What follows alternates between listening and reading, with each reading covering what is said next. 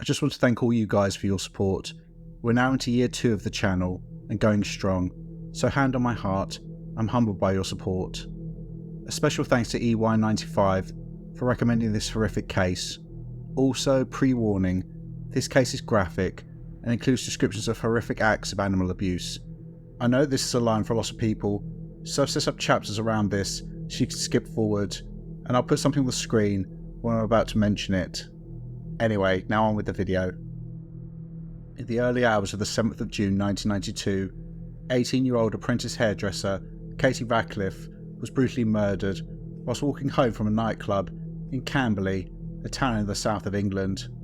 She was subjected to a frenzied attack, being stabbed over 30 times, including through the heart and her genitals, and she was also mutilated. Some of the blows from the knife that killed Katie were delivered with such force that they passed through her body. Police were horrified and believed they were looking for a fully grown man. They couldn't be further from the truth. The killer was aged just 12 years old, and her name was Sharon Carr, one of the youngest female killers in UK criminal history. Even by this young age, she was displaying psychopathic traits and had a pattern of horrific sadistic violence, including amongst the most despicable acts of animal abuse I've covered on this channel. She chose Katie completely at random, simply to experience the thrill of killing, which she found sexually arousing. Carr might have gotten away with this crime, but 2 years to the day that she killed Katie, she stabbed a 13-year-old pupil at school. She was sent to a young offenders institute, and she began bragging about the murder of Katie to friends and family. She also kept diaries in which she documented her crimes and her violent thoughts. Her notes are truly deranged and included her regret that she'd not caused Katie more agony, with her writing, quote, "If only I could kill you again. I promise I will make you suffer more this time, you fucking slag. Your terrified screams turned me on." Sharon Carr has been incarcerated for almost 30 years and is one of the most dangerous women in the UK prison system, who has been dubbed the Devil's Daughter. Welcome to Evil Among Us.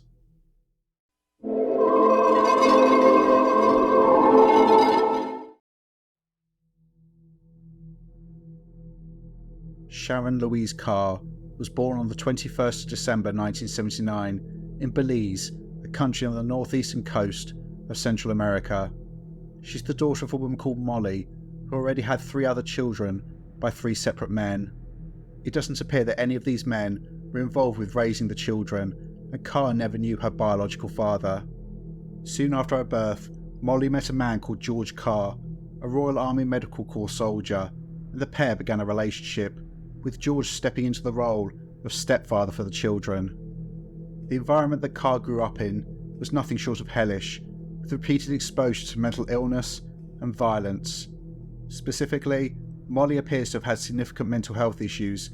She was also a follower of voodoo and believed that she had supernatural powers. She would chant spells and sacrifice animals in order to punish her enemies and gain control over other people. Molly would slaughter animals in front of the children and, from the cradle, would teach them about her supernatural gifts. On top of this, George was a heavy drinker and violent, and he would beat Molly and the children. Molly would often give as good as she got, and so the children would also sometimes witness both parents having fistfights right in front of them. The situation with George likely caused Molly to feel out of control in her own life, and so she took out her frustrations on the children, subjecting them to sadistic acts of violence, including beating and burning them. She would also use punishments deliberately designed to cause the children discomfort.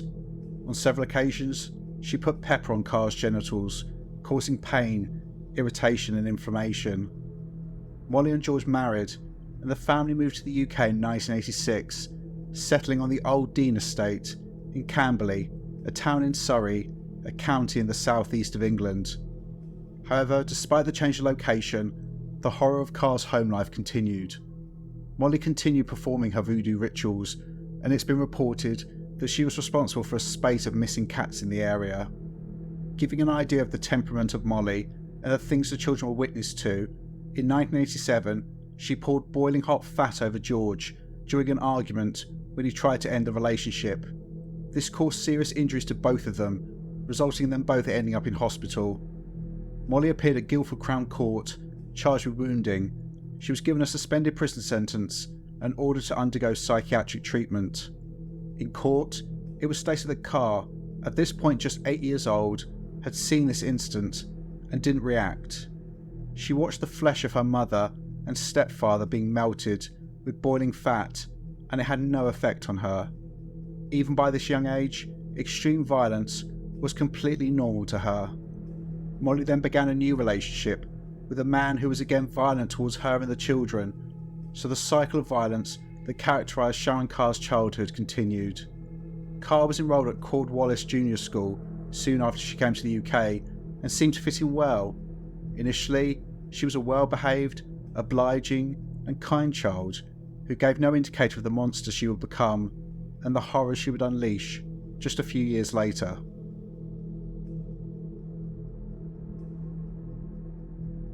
It was toward the end of Sharon Carr's time in junior school, and when she moved to Collingwood College Comprehensive School at the age of 11 years old, that things began to change drastically. She turned from a sweet, attentive pupil to a violent bully who would revel in victimising those smaller and younger than her.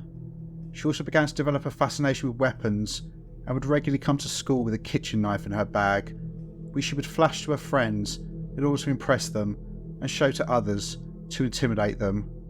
She was also disruptive and developed a hatred of authority.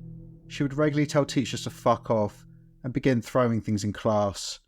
She, like her mother, had an explosive temper and would react with violence and aggression with absolutely no warning and with the slightest provocation. By the age of 11, Carr was hanging out with an antisocial peer group, which included other delinquent children, but also grown men, and they were all involved in petty crime, stealing in order to buy cannabis, which Carr began smoking every day while skipping school. This group would threaten and intimidate locals and passers-by. Sometimes they would prowl the streets of Camberley, driving slowly alongside people walking on the pavement and revving their engines to scare them, as well as shouting at random pedestrians. Carr loved frightening people, seeing the fear in their eyes. She quickly gained a reputation as a girl not to cross, who was always armed. However, this antisocial behaviour was nothing compared to the sadistic violence she was exhibiting, centred around the estate where she lived. Specifically, when Carr was around 10 or 11 years old, an alarming number of animals began going missing in the local area, later being found nearby, mutilated and killed. It's believed that Carr was responsible for most of this. It seems that some of the animals were killed as part of her mother's voodoo rituals, but this quickly became secondary to Sharon Carr's thrill and excitement from acts of violence and death. Later, it was reported by people who knew her that she decapitated a dog with a spade, but also, most sickeningly, fried live hamsters to death. How many animals Sharon Carr killed or witnessed being killed during her lifetime is unclear. After her arrest when she was 14 years old, it was reported that police found dozens of cat corpses on a common near her home. When Sharon Carr began thinking about killing people is unclear. It was likely for years prior to the murder she committed when she was just 12 years old, and this is what's so fucked up about this case. Due to the train wreck of her childhood, at a time when children her age were playing with their friends, going to the park riding their bikes, hell, even just watching cartoons, Sharon Carr had likely killed countless animals and was devising ways to torture and kill others as brutally as possible, whilst also fantasising about acts of homicide. Later, she wrote in her diary, quote, "I was born to be a murderer," and I think everything she'd been exposed to and seen had set her down this path, and at the age of just 12 years old, she would reach this destination and show the world how dangerous she really was in an act of pure savagery against a complete stranger.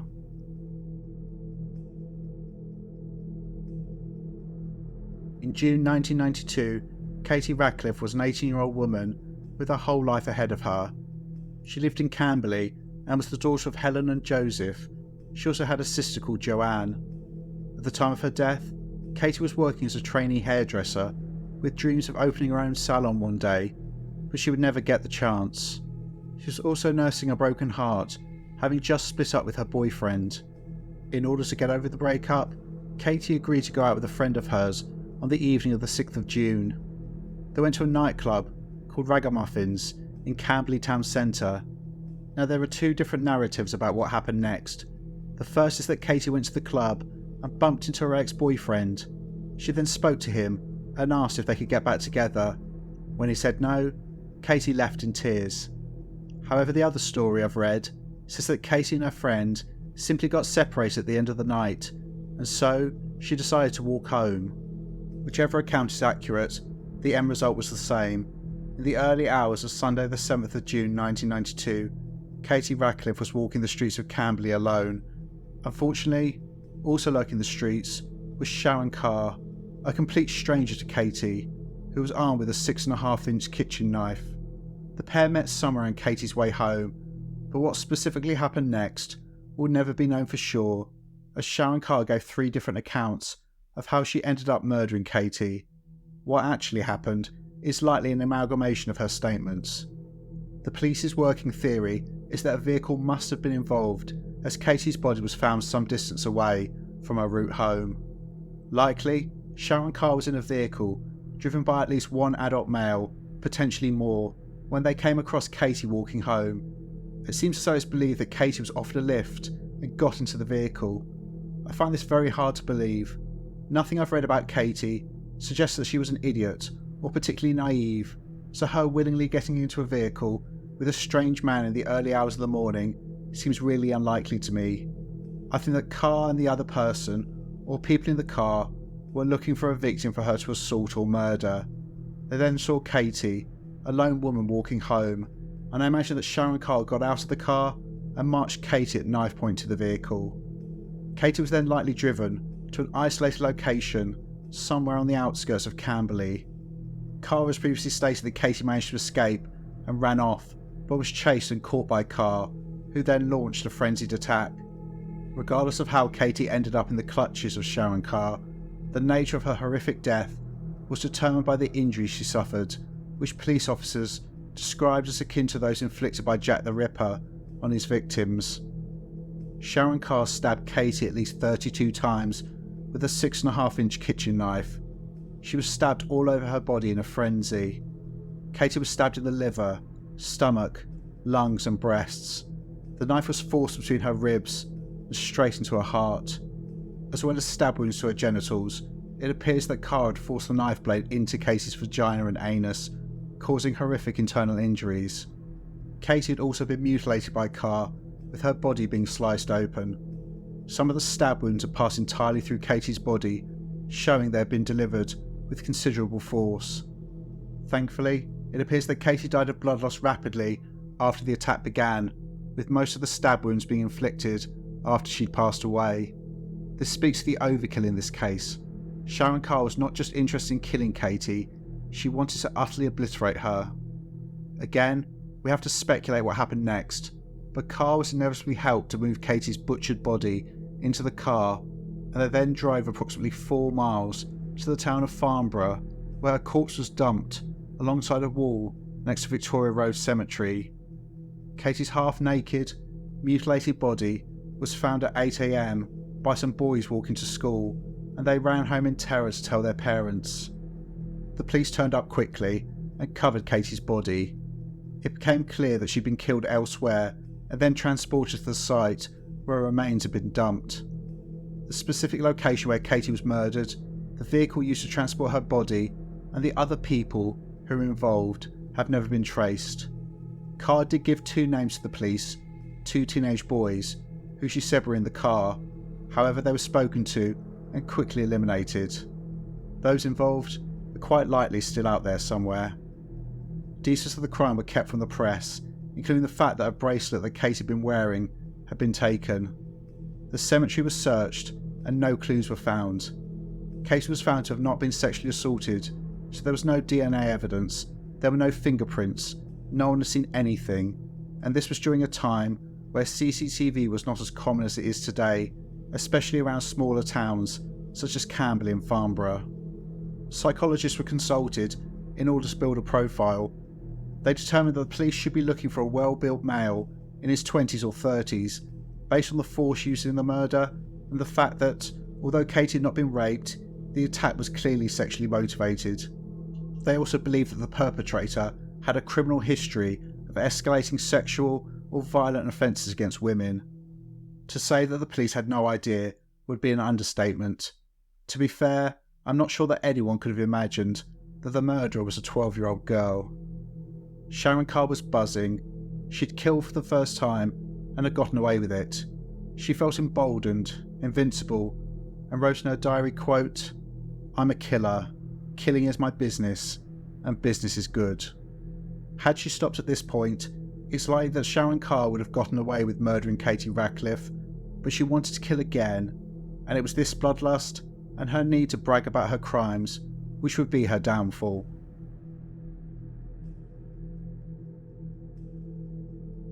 It appears from what we know that Sharon Carr didn't attack anyone else for 2 years. However, she did, during this time, continue to kill animals. However, on the 7th of June 1994, the second anniversary of the murder of Katie Rackliff, she decided that she wanted to kill again. On this date, she put a 4-inch kitchen knife into a school bag and went to Collingwood College Comprehensive School.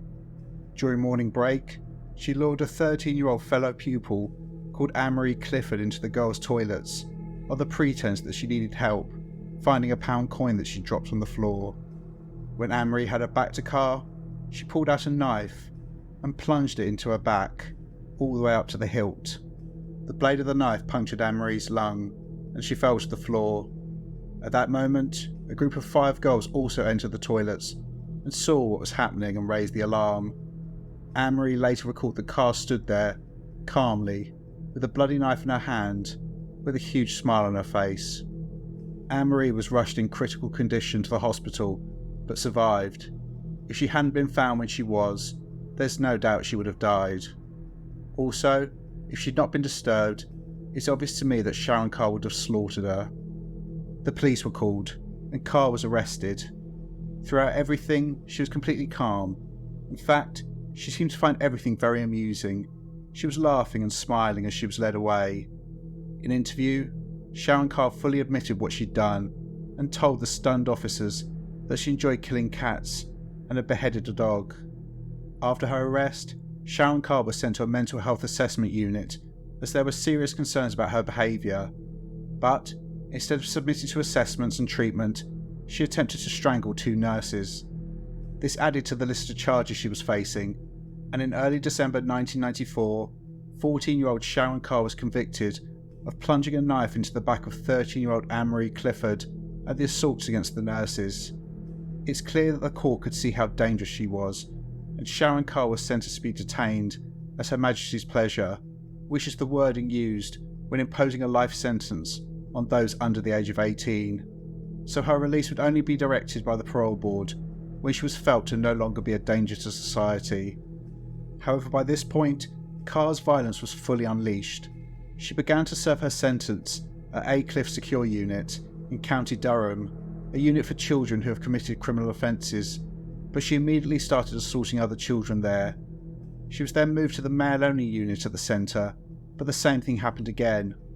In September 1995, she was then transferred to HMP Bulwood Hall, an adult women and young offenders prison in Hockley in Essex, due to concerns about her risk, and it being felt that this was the most secure environment to contain her. By this point, the police still had no idea that Sharon Carr was the killer of Katie Rackliff, but this would soon change. Soon after her transfer to HMP Bulwood Hall, as well as continuing to assault other staff and prisoners, Carr was heard bragging about the murder of Katie in phone calls to friends and family. She was also constantly seen writing in her diary. She began to tell staff, including a prison officer and her probation officer, what she'd done, and she showed them what she'd been writing. As we'll get to, she was revelling in what she'd done to Katie, as well as making other deranged statements about her love of murder. In January 1996, just a few months after her incarceration, staff called the police and told them what Carr had been bragging about. They arrested her and obtained a warrant to seize her diaries. Sharon Carr was interviewed over the course of 27 hours, and she confessed to the murder of Katie Rackliff. She was able to give the police details of the crime that only the killer would know, including the fact that Katie's bracelet was missing, as well as the nature of some of her injuries. Carr also admitted to having an extensive history of animal abuse. Detective Sergeant Paul Clements, who interviewed Carr, recalled, quote, "It was almost as if she was in another world. What sticks in my mind about talking to her was the coldness. Most people that you interview show some feeling as to why they've done what they've done, but with her, there was a complete absence of emotion and reason." The police then spent the next few months poring through Carr's diaries, and the content shocked even hardened detectives.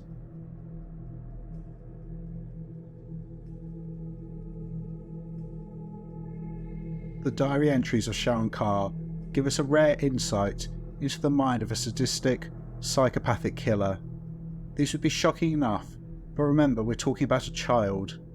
The police seized diaries she'd written in 1994 and 1995, and it's clear from her entries that Carr had been replaying the murder of Katie Rackliff again and again over the years, getting a thrill and sexual excitement from the memory of the crime.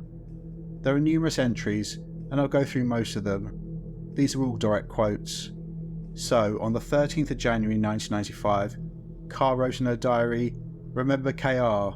Oh God, she did get me going. So hot. Pity really. I think about it, and my head is spinning, but against the cops, I'm winning." On the 7th of March 1995, the entry read, "I bet she's all bone and maggots by now. She shouldn't have tested." On another date, she wrote, "If only I could kill you again. I promise I'd make you suffer more, you slag. Your terrified screams turned me on." Carr also included a description of the murder of Katie, writing, "I bring a knife into her chest. Her eyes are closing. She's pleading with me, so I bring the knife to her again and again. I don't want to hurt her, but I need to do violence to her. I need to overcome her beauty, her serenity, her security. There I see her face when she died. I know she feels her life being slowly drawn from her, and I hear her gasp. I guess she was trying to breathe. The air stops in the back of her throat. I know all her life her breathing has worked, but it does not now, and I am joyful." In September 1995, Carr wrote, "I enjoyed pushing the blade up her. It made me feel powerful. I had to overcome her serenity, her security. She needed to be raped." Carr also had an obsession with marking dates related to the murder of Katie.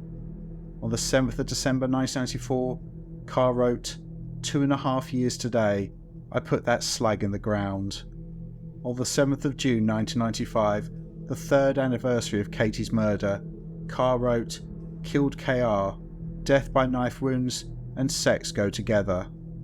In November 1995, Carr wrote in her diary, "Oh damn, I've got a taste for red rum, and God, I want to get drunk. And nasty thoughts through the night. Pure jealousy makes me want to fight." During the same month she wrote, "Last night, it occurred to me that killing her did me good. I know what I'm capable of, and will do it again." She also wrote, "I was born to be a murderer. Killing for me is a mass turn-on. It just makes me so high, I never want to come down."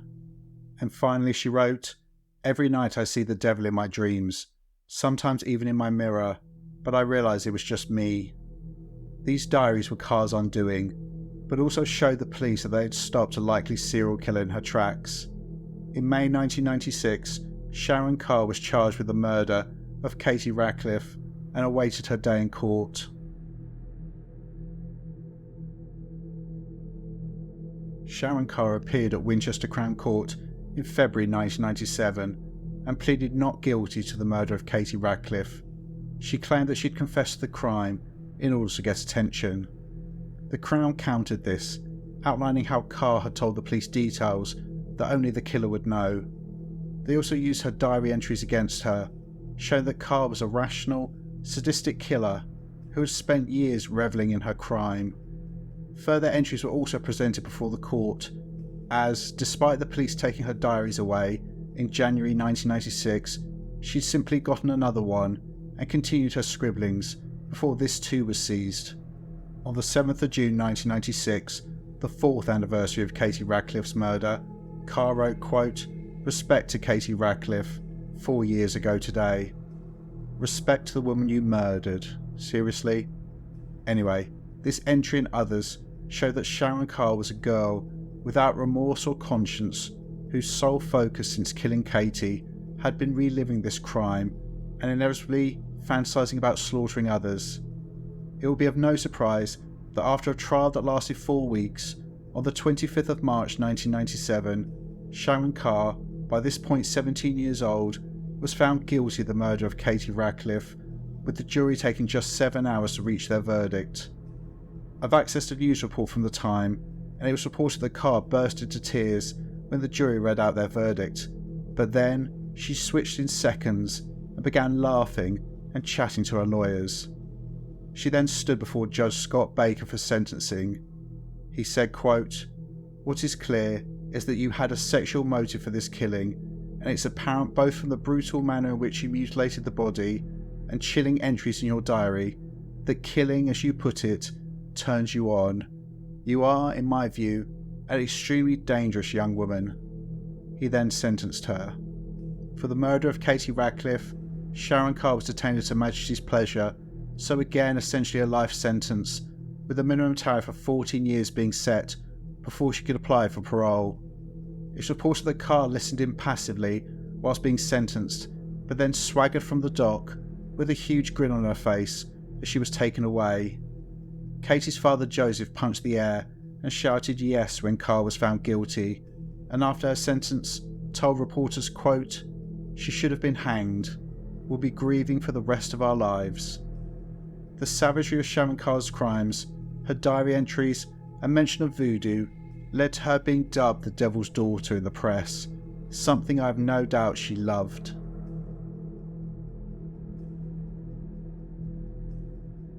The story of Sharon Carr is far from over. She has proven to be one of the most disruptive and dangerous women in the prison estate in the almost 30 years since she's been incarcerated. After her conviction in 1987, Sharon Carr was sent to HMP Holloway, a women's prison in London. From literally the moment she was there, she began assaulting other prisoners and staff. This was not a rare occurrence. Carr would, literally, every time she was able to get her hands on someone, beat them up. This meant she spent most of her time in the segregation unit, cut off from other prisoners for their safety. When she was allowed out of her cell, this was under the supervision of multiple guards. Carr then began displaying bizarre behaviour, claiming that she was a lizard, and even going so far as apparently cutting open her skin to see whether there were scales underneath. She was subsequently sent to Broadmoor Maximum Security Hospital in 1998, where she was diagnosed with schizoaffective disorder. I'll return to this later, but this is a mental health condition where a person displays symptoms of both schizophrenia and bipolar disorder, so this can include delusions, hallucinations, and psychosis, i.e. a disconnect from reality. At Broadmoor, which is an environment set up to manage the worst of the worst, Carr was a menace. Again, the only thing she did was assault both staff and other patients. However, she apparently found love here. And yes, I'm being sarcastic. In the year 2000, when she was 20, Carr met a fellow patient called Robbie Lane, who was 23 years old. They apparently fell in love, and 9 months after meeting, Lane proposed, and Carr said yes. The pair were then given permission to marry in Broadmoor. When this was reported in the papers, it caused uproar, and rightly so, especially when the background of Lane was disclosed. In 1994, Lane had battered his mother, Linda Pennell, to death, as well as stabbing her in the face and head at least 29 times before gouging out both of her eyes. He was apparently upset that she preferred his sister to him. Some reports appear to indicate that this marriage made in hell actually happened, but the majority suggest that everything was ready to go, with the rings having been bought from Argos, but then both read about the other's crimes in the paper and broke off their engagement, due to each apparently finding the other's crimes reprehensible. That's almost laughable to think that either of these two felt they had the moral high ground.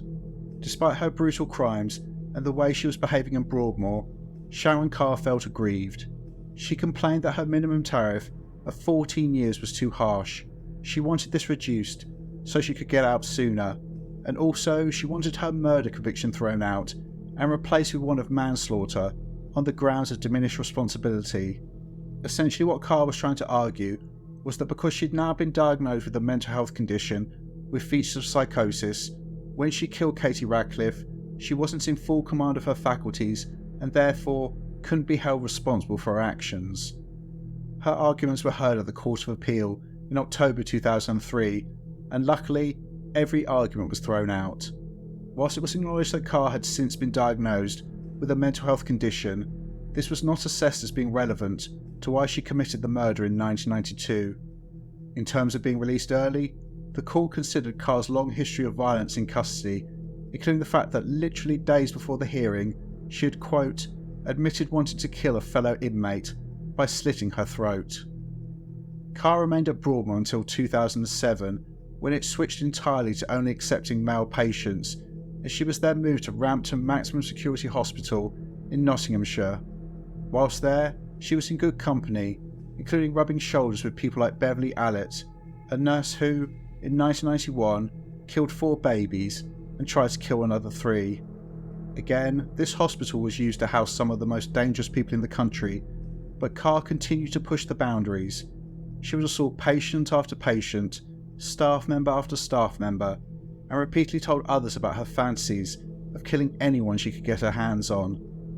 In February 2015, the mental health service was sick of Carr, and she was discharged and sent back to the prison estate, specifically being sent to H&P Bronzefield in Surrey.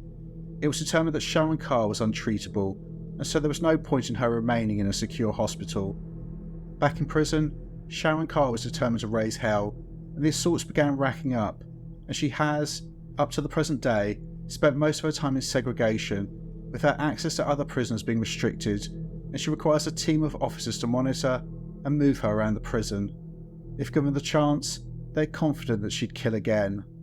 In 2019, Sharon Carr again felt hard done by. Despite the fact she continued to assault anyone and everyone she could get her hands on, she felt aggrieved by the security measures used to manage her in the prison. She wanted more freedom to demonstrate that she'd apparently changed. However, to any rational person, this was essentially her wanting a green light to carry on what she'd been doing for the last 25 years at this point, hurting anyone she wanted and potentially killing them. Carr also moaned about the fact that, although she'd been eligible for parole since 2011, no one had released her. Seriously, during this bit, I was going to include some audio of a man playing a violin. In the year 2020, there was a hearing at the Court of Appeal where Carr's points were roundly dismissed. Just like with their hearing at this court in 2003, it was Carr's own behaviour that came back to haunt her, when it was revealed that she'd been having fantasies about, quote, wanting to murder another resident by splitting her head open with a flask and throwing her down the stairs to snap her neck. So as of February 2024, Sharon Carr, aged 44, remains safely behind bars. She's one of the most dangerous women incarcerated in the UK. She has now, since her arrest in 1994, spent almost 30 years behind bars, and I cannot imagine any situation where she'd be safe to be released. Sharon Carr is likely to die behind prison walls, rightfully in my opinion, as the horror she caused in just 2 short years is nothing compared to what she would do if she was back in the world again. She is a serial killer in the making, and she will remain a danger to society until the day she leaves this earth.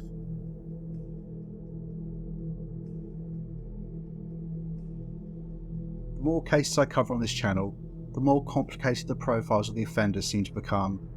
This is especially true in the case of Sharon Carr. Her crimes are so far removed from what we expect a child to be capable of.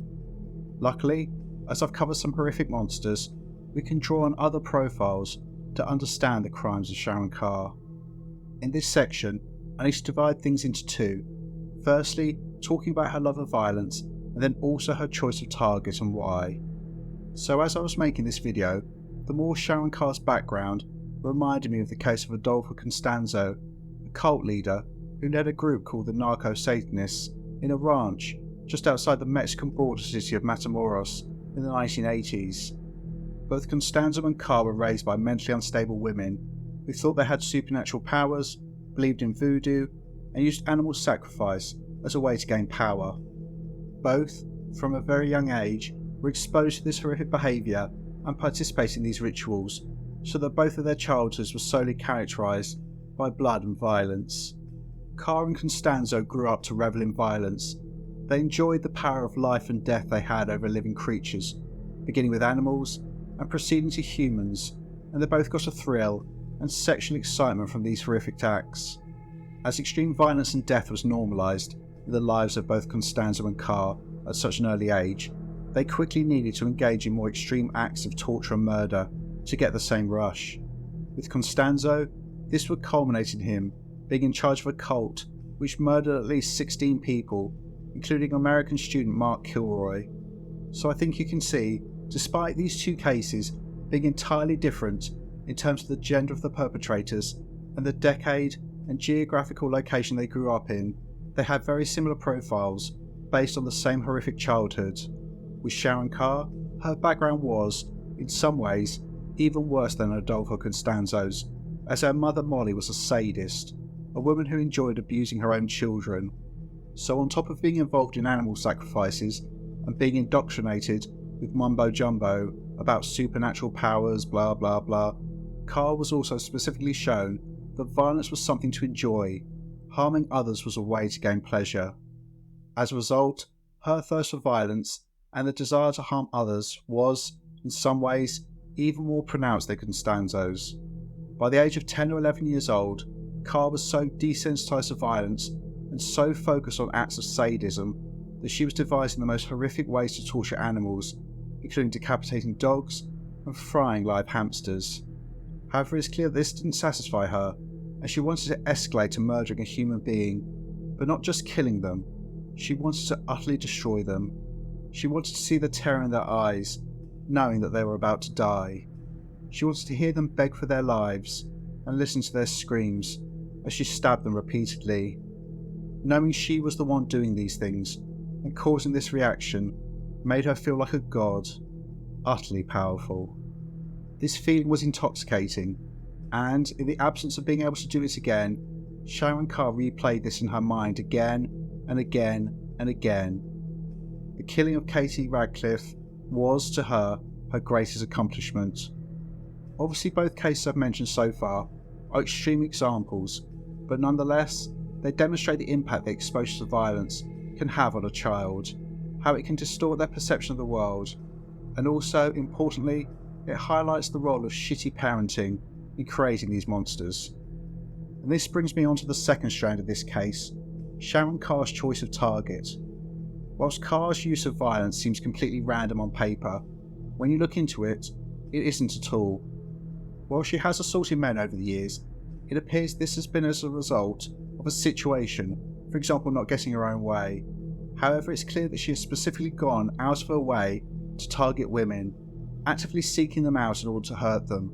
They've always been her main target. Her killing Katie Rackliff was not, in my opinion, an arbitrary decision. I think she targeted her because she was a woman. In this respect, there seems to be a clear theme of Sharon Carr being a misogynist. No doubt people might roll their eyes saying, she's a woman, how can she hate women?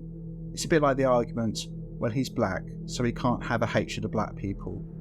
I get it, it seems like it shouldn't make sense, but ultimately we don't choose our gender and our race, and this doesn't insulate us from having prejudicial views of the same gender and race, although it's obviously far more common to be discriminatory towards those who are dissimilar to you. However, I have met men who hate other men, women who despise other women, and black and Asian people who are fervently racist towards those of the same ethnicity. The common feature across all of these examples is childhood abuse. So for example, a man who as a child was abused by another man who has grown up to hate that gender. And this makes sense if you look at the case of Sharon Carr. She was raised by a woman who abused and tortured her and exposed her to constant violence.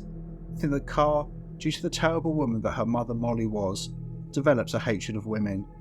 In my opinion, credibility to this comes not only in the fact that she specifically seems to have targeted women throughout her life, but also her language related to Katie, calling her a slag and saying she deserves to be raped. Also, look at where she stabbed her. She aimed at her breasts and stabbed her in the vagina. She aimed at the things on her body that defined her as a woman and sought to utterly destroy them. I've read reports that Sharon Carr has, since she was a child, dressed predominantly in male clothing. I think this may have been her way to try and move away from the gender that she is, but which she utterly despises. So together you have a woman whose whole childhood was characterised by extreme violence, guided by a mother, and I use that term loosely, who would abuse and victimise her, which resulted in an extremely dangerous child, now an adult, who associates violence with power, enjoys torturing and killing others, and despises women, or will actively seek them out to live out her fantasies of butchering another human being. Her childhood also meant that she was never taught remorse, empathy, or guilt. She is a psychopath, so she's able to do these things without any regret. I haven't really mentioned the diagnosis that she received of schizoaffective disorder, because I really don't think it's relevant to understanding Sharon Carr. Since being incarcerated, it seems clear her mental health has deteriorated, and she has been delusional on occasions. But when she killed Katie Rackliff, she was in her right mind and was in full control of her actions. She was purposefully seeking out ways to fulfill her homicidal fantasies. Her diary entries also show the same thing. They show a girl, fully in control, who was revelling in an act of horrific and savage violence. I've no doubt if Sharon Carr was released, she would commit her life to killing as many people as possible, leaving a trail of bodies in a condition which would likely lead to repeated parallels with the crimes of Jack the Ripper. So, had you heard of this case before? What do you think is the profile of Sharon Carr? Please share your thoughts below. If you like the content, then consider becoming a channel member by clicking the join button. You can also send a one-off donation to support the channel using the thanks button. Please like, share and subscribe. Take care, and I'll see you in the next one.